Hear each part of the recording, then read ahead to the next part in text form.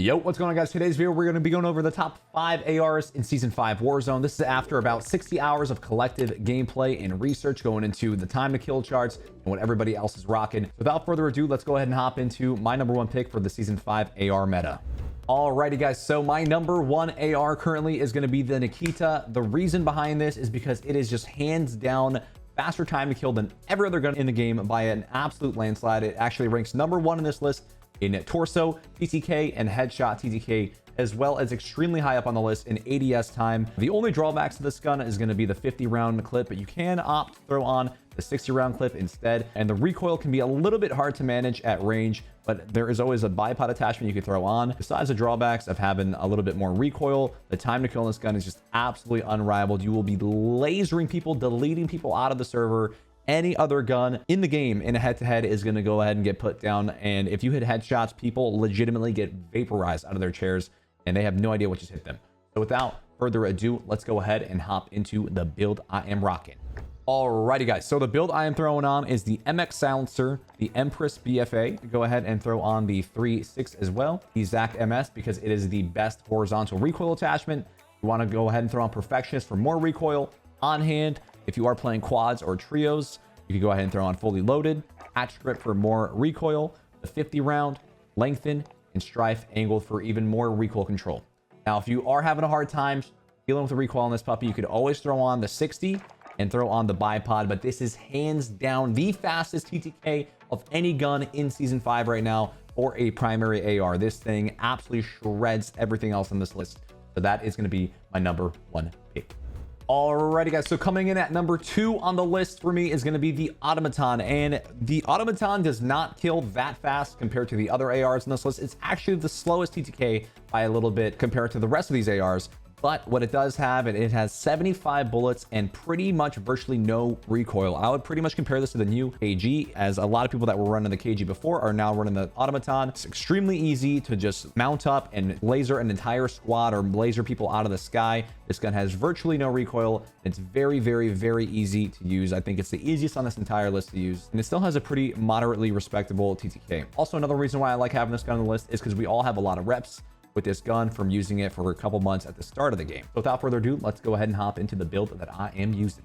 All right, so I'm going to go ahead and throw on that MX Silencer for sound suppression, horizontal, vertical, and damage range. The Zac, this is the best barrel for this thing because it gives an insane amount of recoil control. 3.6, in my opinion, still the best sight in the game. Anastasia padded is going to go ahead and help you control a lot of recoil. Tight grip is going to be really good as well for less recoil. On hand for ADS time. Hatch grip is going to go ahead and give you more recoil control and less flinch. The Sakura 75, extremely important. Make sure you have the 75 so that way you have enough ammo to take out an entire team with one mag. We got Lengthen and we got bipod. But bipod is not a necessity. A lot of people also do opt to throw on just hand stop. It is personally up to you what you want to use, but bipod is going to go ahead and give you no recoil when you crouch or you're prone or you mount. Hand stop is going to go ahead and give you less recoil when you're standing. So ultimately that is up to you. Without further ado, let's go ahead and hop into number 3. So coming in at number 3, we got the Grau. The Grau recently got a huge buff in the Season 5 patch notes, and it is now currently one of the fastest killing and easiest to use ARs in the game. It has virtually no recoil, but the only problem is the VLK scope is not going to go ahead and give you as much range as these other Vanguard ARs long range. But medium and short range, this thing is the fastest one on the entire list with a 310 millisecond ADS time and an extremely, extremely, extremely respectable TTK as well. Overall, if you have a hard time controlling some of these Vanguard guns, or maybe you're just more comfortable with the MW guns or the Cold War guns, the Grau is going to be your go-to. It is the easiest one to use on this list because it aims it extremely fast, kills it very fast as well. Only drawbacks going to be that long-range VLK sight where you don't have the 3.6 the Vanguard guns do. So without further ado, let's go ahead and hop into the build. Alrighty, guys, so the build I am rocking is going to be Monolithic Tempest Archangel Tac Laser 60 in Commando. This is going to be your solo and duo build here because the iron sight is extremely clean. It's very easy to use and it absolutely lasers people from medium and close range. Now, if you are going to be playing more squad games, you might want to go ahead and opt for an actual optic on this gun. So the trick is to go ahead and take off Archangel and throw on Nexus, because Nexus has similar stats to Archangel, but it has a 40 millisecond faster ADS time. So you definitely want to go ahead and throw that in if you're going to go ahead and run an optic. The reason I don't run a Nexus when I'm not running an optic is because the iron sight is extremely ugly on it, and I would not recommend using it. All right, so without further ado, let's go ahead and hop into number 4 on the list. Alrighty guys, so number 4 is the trusty XM4, and this gun is just something that literally cannot get nerfed to the ground. It's been in the game for over a year now, and it's still extremely good. This gun ranks 4th in total time to kill compared to the other guns, but it is extremely easy to use, and a lot of us are very familiar with it. The XM4 still kills extremely fast, and it still has a sub 500 millisecond headshot time to kill, which is actually number 2 on this list overall. And it absolutely squirts at every single range. Overall, this is just an extremely well-rounded gun. It's very easy to use, very familiar to a lot of players, and you can't really go wrong with the recoil control and the time to kill on this puppy. Overall, well-rounded beast, great ADS, and a great time to kill. So without further ado, let's go ahead and hop into the build. Alrighty guys, so the build I'm rocking is Agency Suppressor, Task Force, 3X, 60, and Field Agent. Pretty much the build has not changed. This gun is still absolutely disgusting, and it still does hang with the best in the game. So let's go ahead and get on into the final gun here.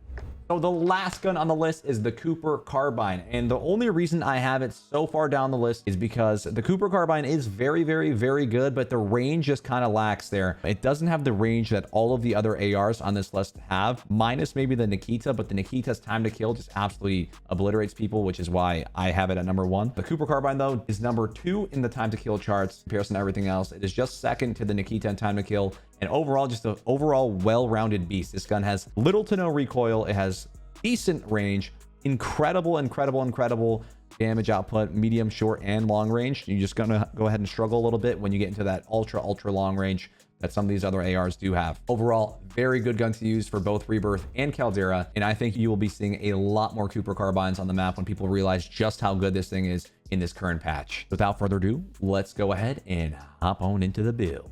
Alrighty, so I go ahead and I run it as a continuous fire build. So I do MX silencer, Cooper custom 22-inch, the 3.6 optic 45. This is going to be, so it's pretty much bipod, but it's the stock version of bipod. So if you crouch, it gives your gun literally no recoil whatsoever, and if you're proned or if you're mounted, it also gives your gun absolutely 0 recoil. Tight grip for further accuracy and recoil sustain during fire.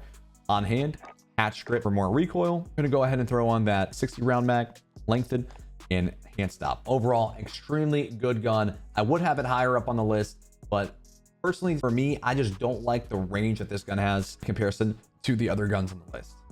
Alrighty guys, and we do of course have to have an honorable mention, and the honorable mention for me honestly is still gonna go ahead and be the KGM40, guys. Yes, this thing was nerfed to the ground, but if you make some very interesting changes to it, it is still an extremely viable gun. This gun has a lot of range, the most range of any gun on this build, and probably the second most manageable recoil.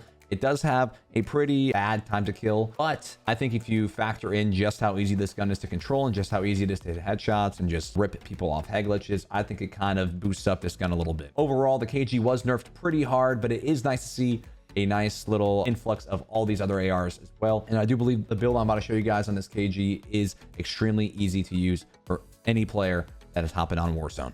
Without further ado, let's go ahead and hop into the build.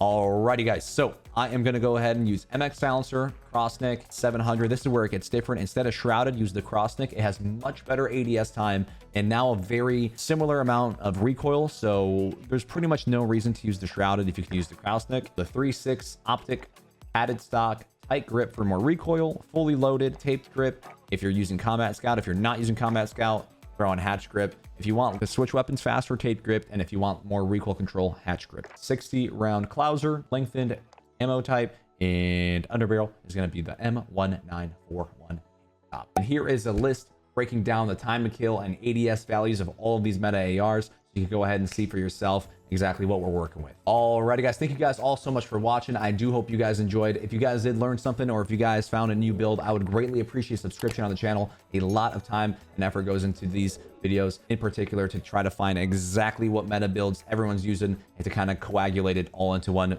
beautiful piece of content. Hopefully you guys did enjoy, and as always, you look friggin' good. Thanks for watching guys. Thanks so much. Bye-bye.